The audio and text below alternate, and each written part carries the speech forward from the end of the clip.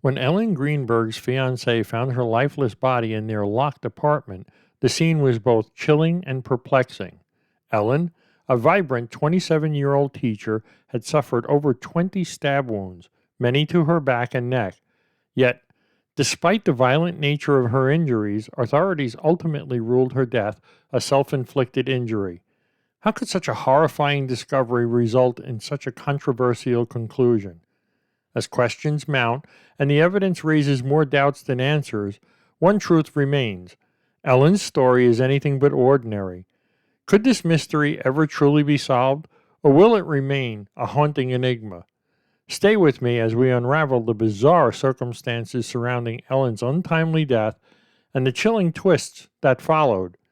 Join me for another ride through the strange, odd, and mysterious here at Odd Mystery Stories. Ellen Ray Greenberg was the kind of person who left an impression. Born on June 23, 1983, she grew up in a loving home in Harrisburg, Pennsylvania. Her parents, Joshua and Sandy Greenberg, often described her as a kind-hearted and determined individual. She was their only child, and her warmth and enthusiasm made her a joy to be around. Ellen had a passion for education and dedicated herself to teaching young children. After earning her degree in education from Penn State University, she went on to become a first-grade teacher at Juanita Park Academy in Philadelphia. Her colleagues admired her dedication, and her students adored her for her patience and encouraging demeanor. Teaching wasn't just a job for Ellen, it was her calling. Outside of work, Ellen had a close circle of friends and a fiancé, Sam Goldberg, with whom she lived in a high-rise apartment in Manayunk, a neighborhood in Philadelphia. The two were engaged and planning their future together. Those who knew Ellen described her as someone who always was smiling, thoughtful, and supportive. Yet, beneath the surface, her seemingly idyllic life, there were hints of struggle. In the months leading up to her death, Ellen began showing signs of stress and anxiety. Her parents noticed changes in her demeanor, which they attributed to the pressures of her job and the demands of wedding planning. Despite their concern, Ellen reassured them that she was managing, even after seeking help from a psychiatrist and being prescribed medication for anxiety. Ellen's life, while not without challenges, seemed full of promise. She had a stable career, a loving family, and the beginnings of a new chapter with her fiancé.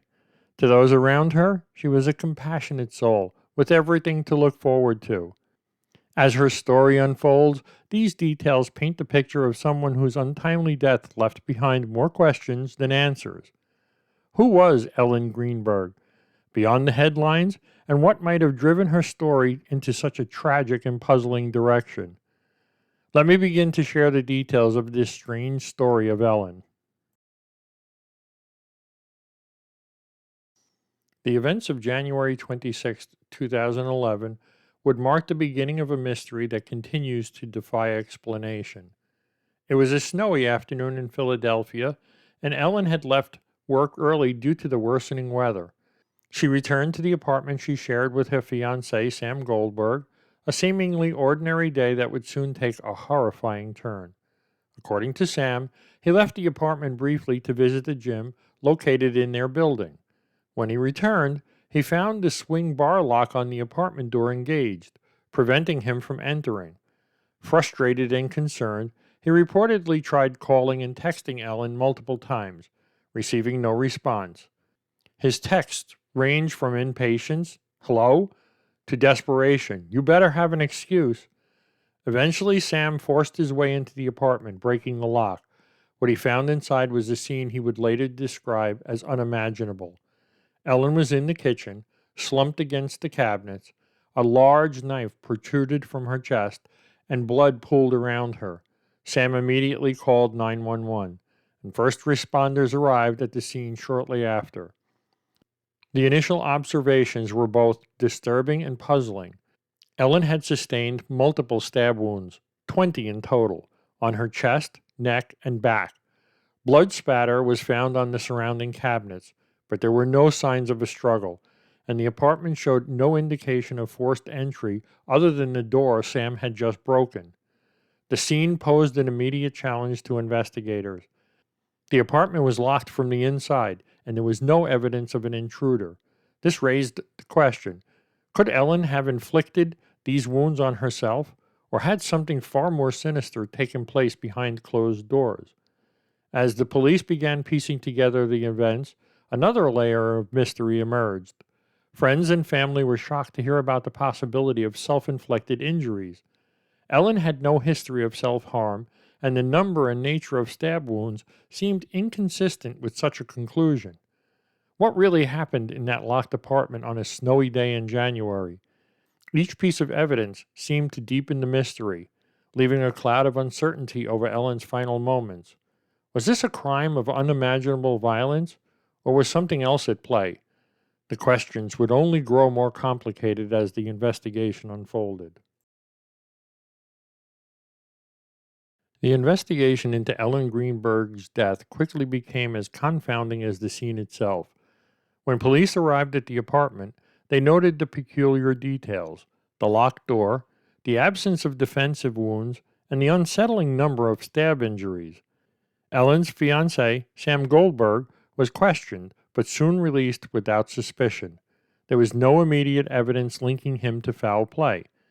The initial autopsy conducted by the Philadelphia Medical Examiner's Office revealed startling findings. Ellen had suffered a total of 20 stab wounds, including 10 to her back and neck. Several of the wounds penetrated deep into her body, hitting vital organs such as her heart and lungs. In addition, there were bruises in various stages of healing on her arms, legs, and abdomen. Despite these alarming injuries, the medical examiner's report initially listed Ellen's manner of death as a homicide. This seemed to align with the violent nature of her injuries and the fact that the knife was still lodged in her chest when her body was found. However, within weeks, that ruling was inexplicably changed to self-inflicted injury, a decision that baffled her family and many who reviewed the case. The justification for this change hinged on the locked apartment and the absence of any signs of a struggle.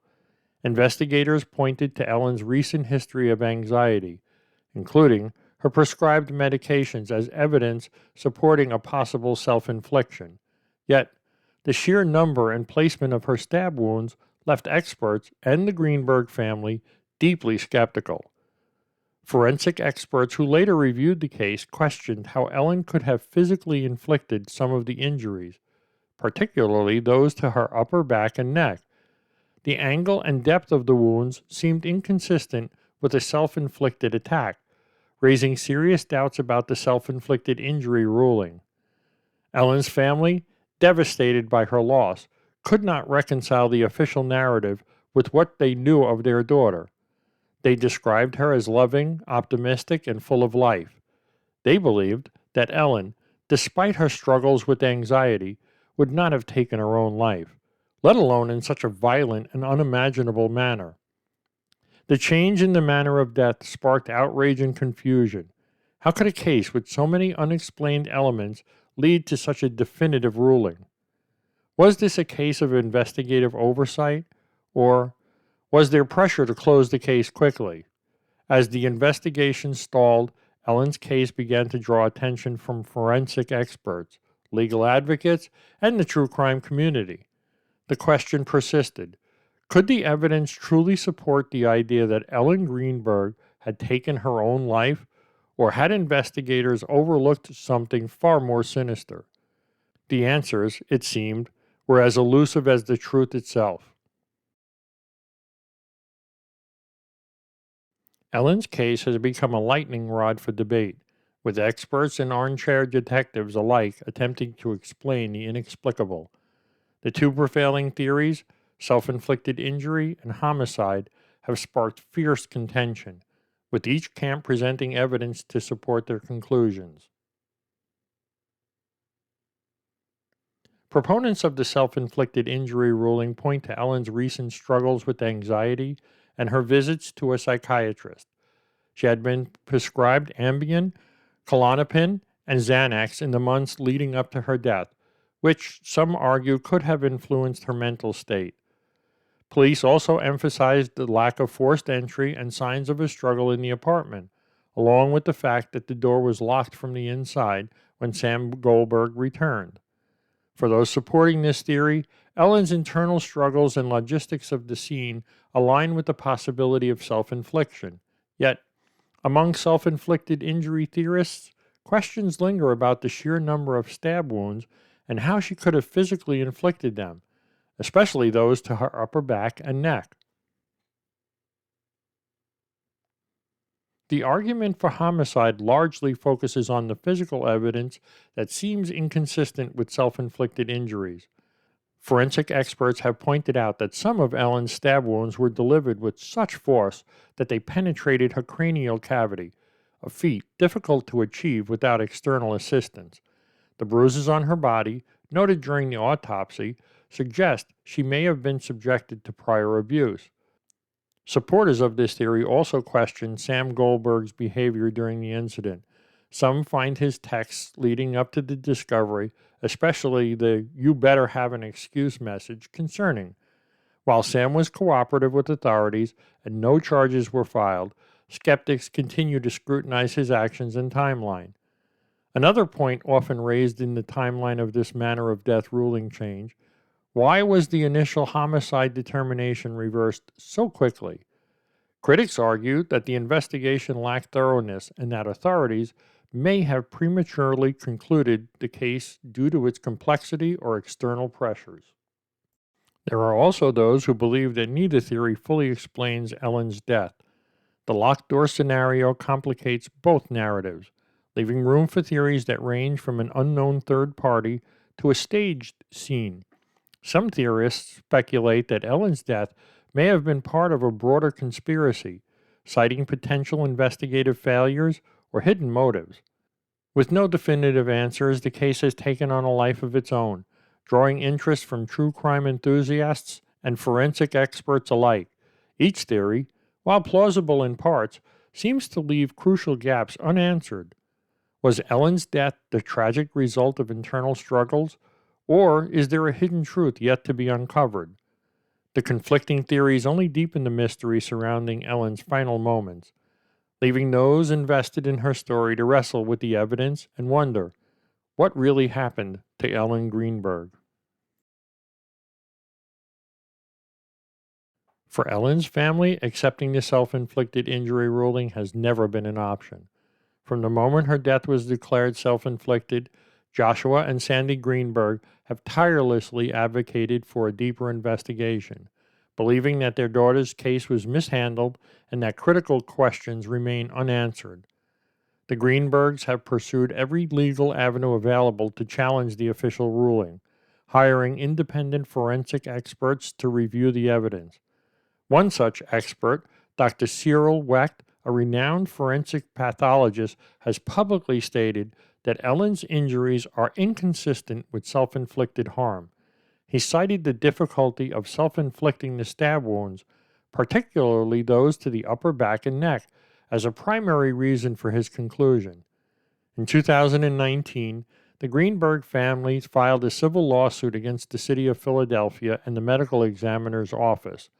Their goal was to compel the release of additional evidence, including investigative files and photographs, that they believe could shed light on what happened to Ellen. While their efforts have faced numerous legal battles, the case has drawn attention to the procedural inconsistencies in how Ellen's death was classified. Despite these efforts, the Greenbergs have encountered resistance from local authorities.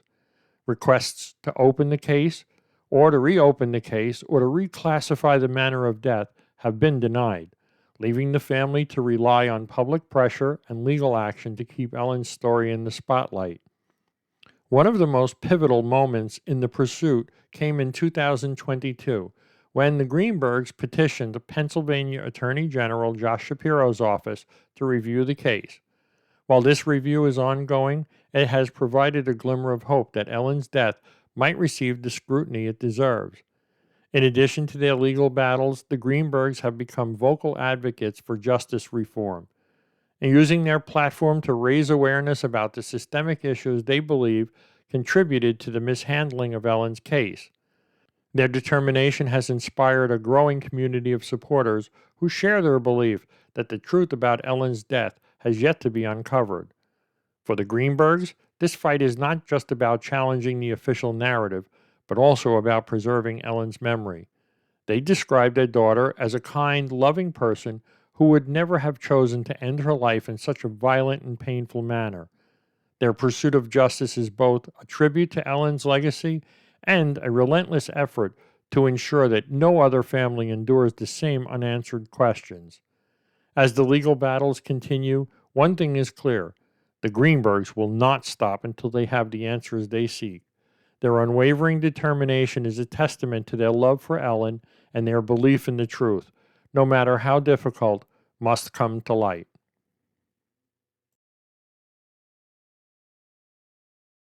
Ellen's case stands as one of the most confounding mysteries in modern true crime. Her death, a combination of deeply puzzling physical evidence and a series of investigative decisions that left more questions than answers, continues to baffle experts and the public alike. As with any mystery, theories abound, but which holds the most weight? For many, the physical evidence strongly supports the conclusion that Ellen's death was not self inflicted. The location and number of stab wounds, particularly those to her back, and the force required to penetrate her skull, make the self inflicted injury ruling difficult to reconcile. Independent forensic experts, including Dr. Cyril Wecht, have consistently voiced concerns that the injuries are more indicative of a homicide, coupled with the bruises found on Ellen's body, which suggest potential prior abuse. The most plausible theory is that Ellen was the victim of foul play, whether at the hands of someone she knew or an unidentified third party.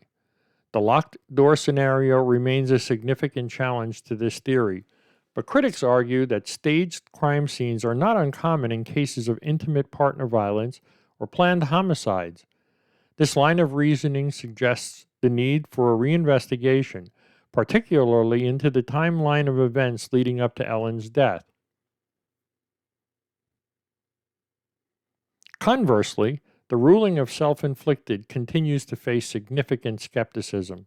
While Ellen had been experiencing anxiety and was taking prescribed medications, nothing in her documented history indicated a pattern of self-harm. The violent nature of her injuries, 20 stab wounds, including some to her skull, make it highly improbable that she could have inflicted them herself, let alone continued after suffering such trauma.